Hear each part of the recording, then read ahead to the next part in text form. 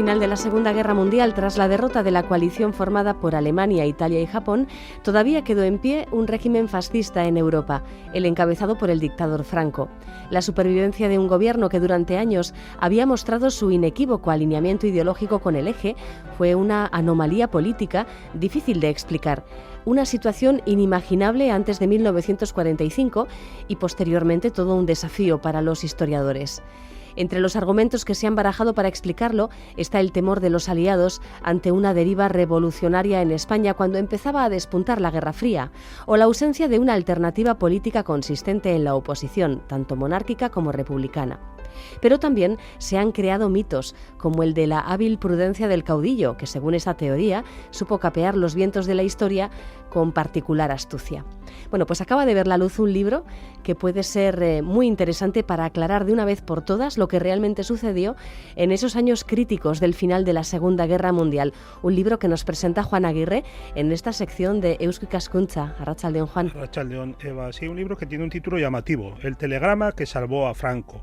Londres, Washington y la cuestión del régimen 1942-1945, y sobre él vamos a hablar con su autor, que es Carlos Collado Seidel, profesor de Historia Contemporánea en la Universidad de Marburgo, en Alemania. Su principal campo de investigación es la política exterior española durante el franquismo y en especial las relaciones hispano-alemanas contemporáneas. Hace unos años publicó un libro ya muy interesante, del que se habló bastante, titulado España, refugio nazi, y es autor, bueno, también de una amplia bibliografía, entre la que se encuentra una biografía de Franco escrita para los lectores en lengua alemana.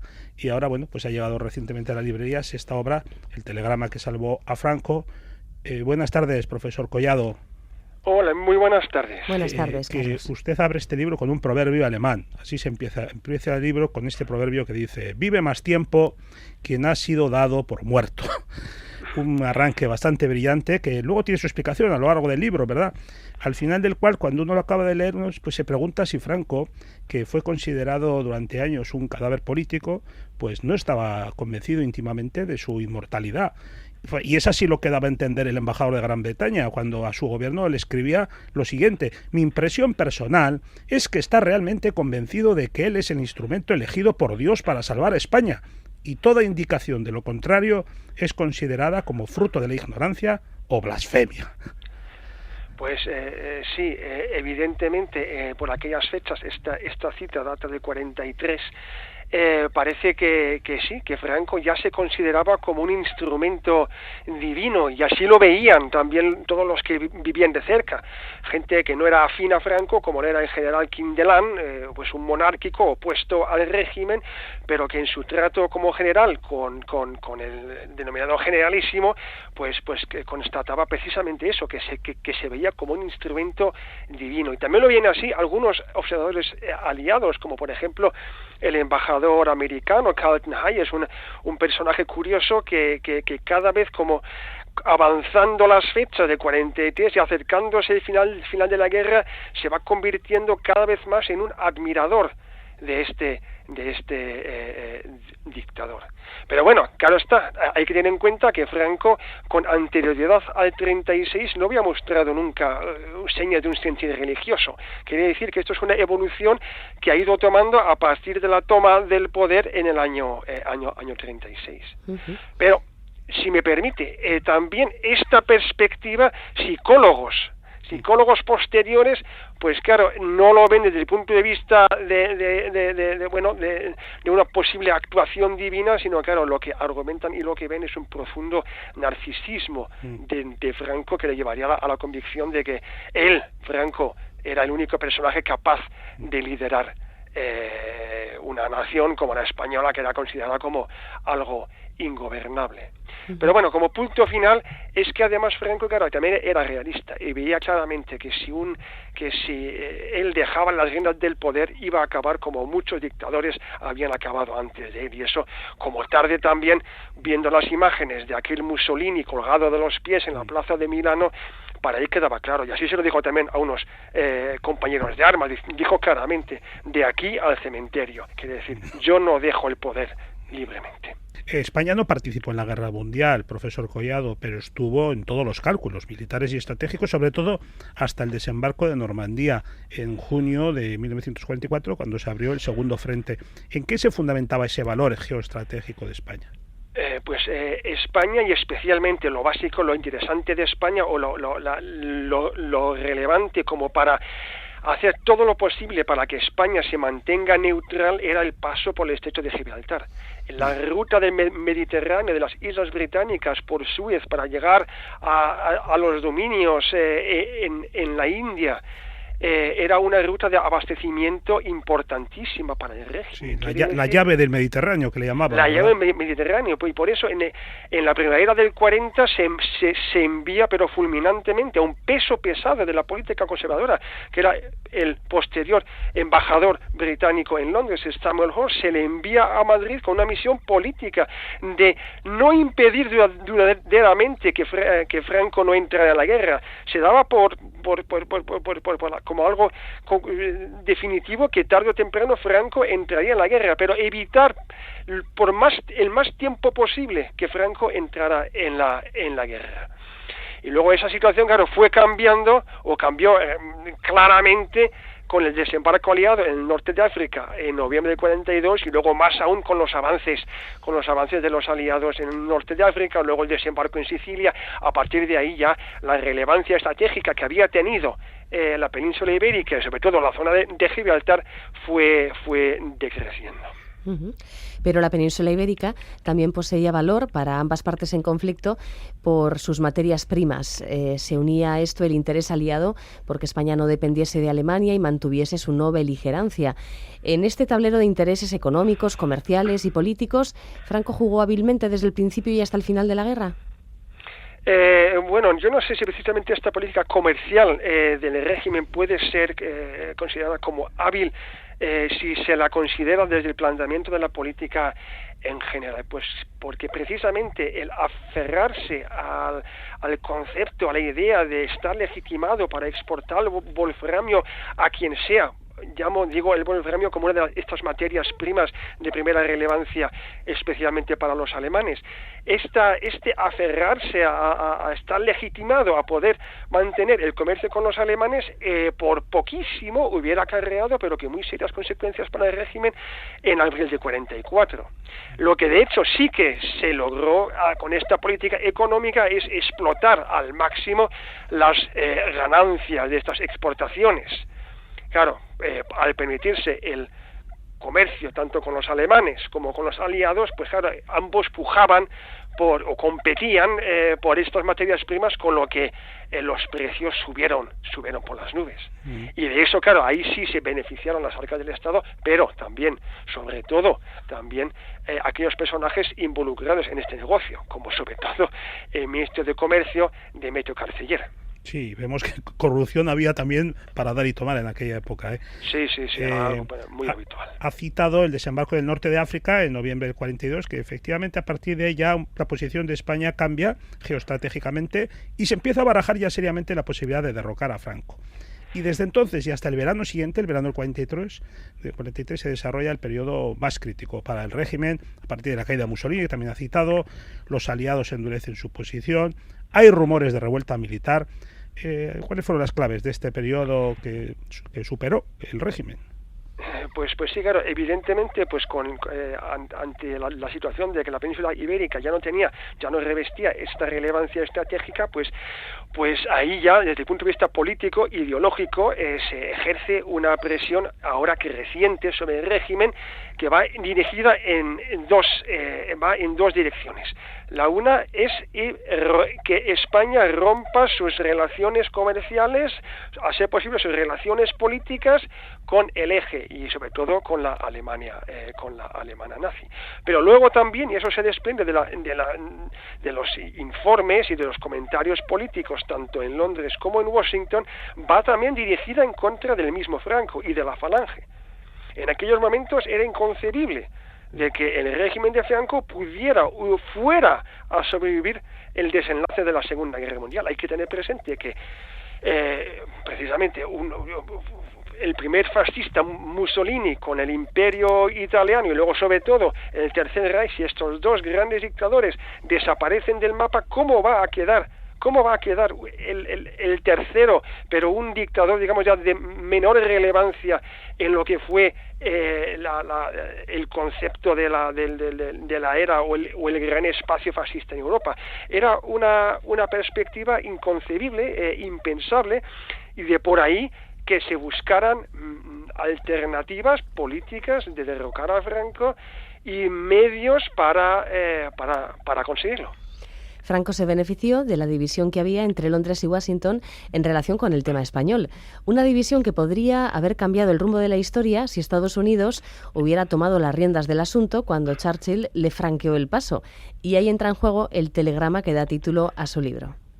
Exactamente, ahí se trata, esto es el momento álgido en lo que se llama la crisis del wolframio. Llega un momento en el que los americanos ya no están dispuestos a pagar millones y millones de dólares para comprar un material, pues para ellos que no era de especial relevancia estratégica, y únicamente con la intención de impedir que llegue a manos de los alemanes.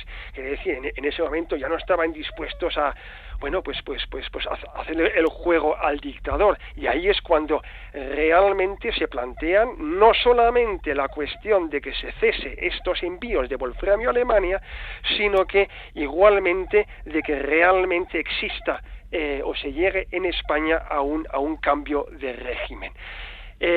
Ahí es cuando, y eso es lo que se llama la crisis del wolframio, ahí se llega a un durísimo enfrentamiento entre Londres y Washington, y sobre todo al máximo nivel político, es decir, entre Churchill y Roosevelt. Churchill y Roosevelt tenían que hablar de muchísimas cosas durante la guerra, pero en estos momentos, en esta crisis, se tienen que cruzar varios telegramas al respecto y no llegan a un planteamiento común.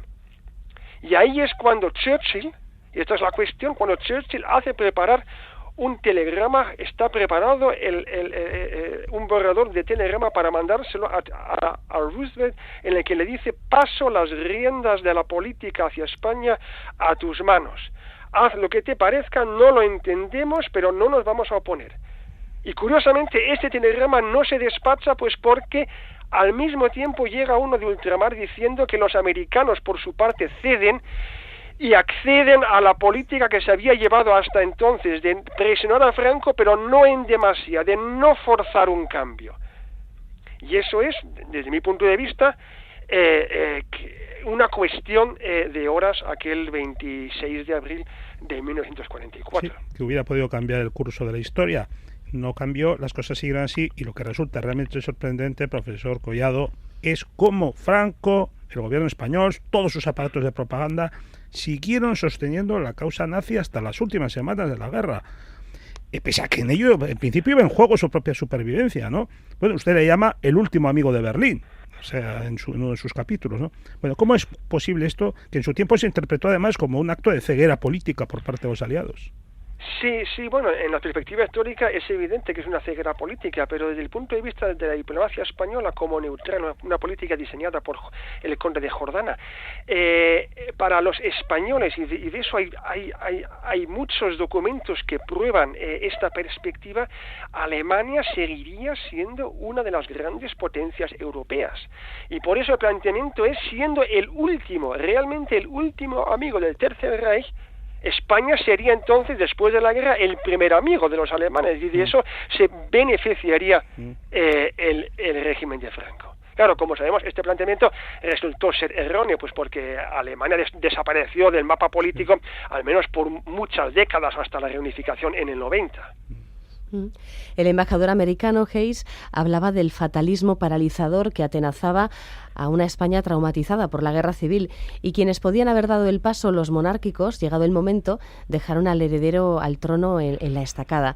Como se ha comentado al principio, la ausencia de una oposición estructurada y la represión fueron al final los factores determinantes en la consolidación de Franco.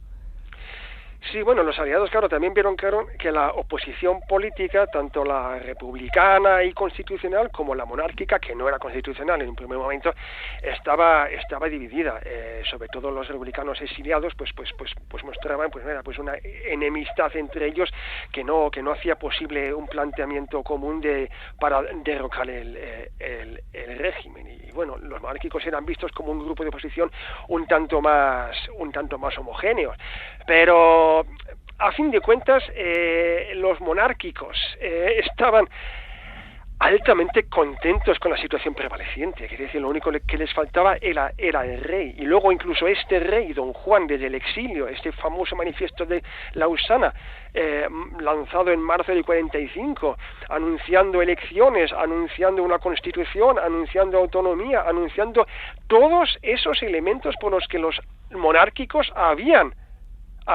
se habían unido a Franco.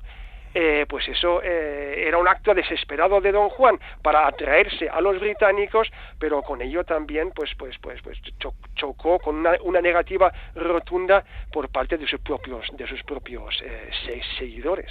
Y luego además hay que tener en consideración que la clave del derrocamiento de Franco pues pasa por los generales, y si bien había importantes generales como Aranda, Quindelán, quizás Orgaz y otros tantos, estos generales no formaban un bloque decisivo. Es decir, Franco había sido, pues claro, también militar, se había percatado de la situación, y en puestos clave, como por ejemplo en el Ministerio del Ejército, pues estaba en general Asensio, afín a Franco, igualmente Muñoz Grandes, Moscardó, gente suya, ocupaban los puestos clave. Quiere decir, el riesgo de un enfrentamiento por las armas era de hecho muy grande.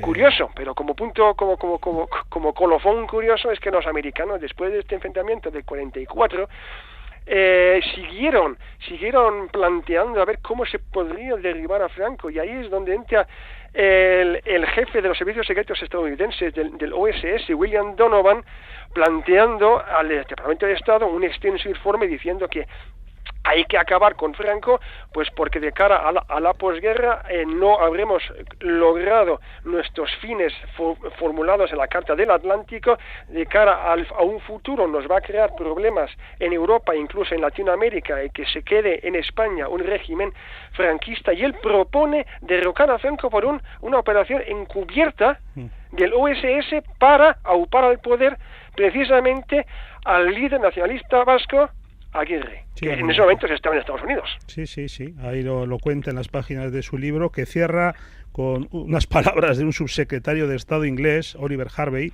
que en julio del 45, cuando ya la guerra estaba a punto de terminar, dictó esta terrible sentencia. Decía este diplomático: por fortuna, España no es una amenaza para la paz o la integridad de sus vecinos. Únicamente es un peligro y una desgracia para sí misma. Un juicio demoledor, pero yo creo que lúcido, como la historia posterior vendría a demostrar, ¿no? Sí, es un juicio triste, pero claro, la historia ha demostrado que ha sido así, y aún vimos hasta cierto punto las secuelas de esta panorámica, de esta situación. Pero a mí casi, pues también, igualmente triste ha sido pues que los actores políticos, pues como lo fueron el ministro de Exteriores británico Anthony Eden, que muy crítico con Franco, siempre planteándose a ver cómo podríamos forzar un cambio de régimen, los americanos, sobre todo el secretario de Estado Carl, el presidente Roosevelt, pero también el embajador británico en España, Samuel Roth, todos ellos trabajaron activamente para conseguir este derrocamiento de Franco. Pero lo curioso es que se entorpecieron mutuamente al perseguir unas tácticas divergentes e incluso opuestas. Y esto, claro, esto es, de mi punto de vista, la principal causa de esta supervivencia del régimen. Entonces, Carlos, ¿cuándo se abandona absolutamente la idea de derrocar al régimen franquista? A finales de 44, ahí es cuando ya los americanos, al desistir del planteamiento de Donovan, ya pasan hoja, no están contentos con la situación en España. Churchill lo tiene claro. Los británicos, que además consideran España pues como un poco el margen, como un poco la órbita, su órbita de influencia, lo tiene claro que no quiere otros focos de crisis en Europa, porque se está viendo lo que está pasando en Europa, en una Francia liberada, sumergida en el caos, con un De Gaulle que no llega, en un primer momento, no llega a tomar las riendas del poder, especialmente en lo que es el sur, una situación caótica en Italia, una situación caótica en Grecia, lo que sucede en Yugoslavia. Desde ese punto de vista no se quiere arriesgar un nuevo foco de tensión, precisamente una zona neurálgica para el imperio británico. Uh-huh. Y los americanos pues opuestos al régimen, pero ya no dispuestos a entrometerse activamente en las cuestiones españolas. Aún aceptando lo que dijera Roosevelt, que el régimen franquista repugna a los valores democráticos y sociales de Estados Unidos. Uh-huh. Evidentemente, sí, eso seguía siendo y lo siguió siendo por mucho tiempo. Sí. Quiere decir, incluso el que se llegara a este acuerdo de las bases del 53 le precedieron agrios discusiones dentro del seno del Departamento de Estado y de la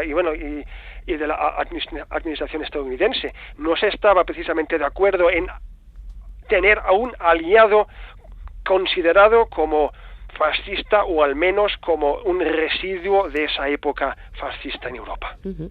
Así que la conclusión es que en el 45, cuando ya termina la Segunda Guerra Mundial, todas las personas que esperaban ver a los aliados actuar contra el régimen franquista ya estaban esperando en balde, incluso desde un año antes. Sí. De hecho, a mí me parece que el punto más en el que realmente sí que los americanos hubieran forzado un cambio fue, como digo, a finales de abril de 44. Ese es el punto culminante, no ya la conferencia de Potsdam. Ahí ya se había decidido todo. Es antes cuando en los últimos, cuando ya se ve el desenlace de la guerra, y se ve que se decide que si limpiamos Europa del fascismo, también España de Franco tiene que desaparecer, el régimen de Franco tiene que desaparecer. Ese es el momento culminante. Ya posteriormente ya entran los planteamientos de posguerra, los planteamientos de reconstrucción, los planteamientos de política comercial que ya apuntan en otra dirección. Y luego ya no hablo, que es otro capítulo que ya es posterior, del recrudecimiento de la Guerra Fría a partir del armisticio, o ya de poco después. Claro. Bueno, Juan, vamos a recordar cuáles son los datos de este libro tan interesante. Un libro interesantísimo, sí, fantástico, que se titula El telegrama que salvó a Franco, Londres, Washington y la cuestión del régimen 1942-1945, de nuestro invitado hoy, Carlos Collado Seidel, y lo ha editado Crítica. Ajá.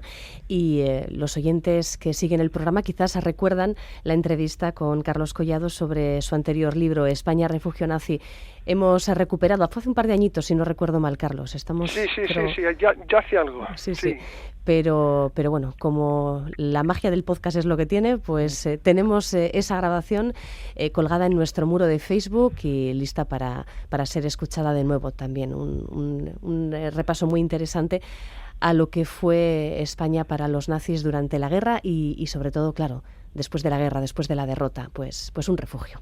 Carlos, un placer como siempre charlar contigo. Juan, hasta la próxima ocasión. Hasta la próxima. Pues nada, un placer, muchas gracias. Hasta luego.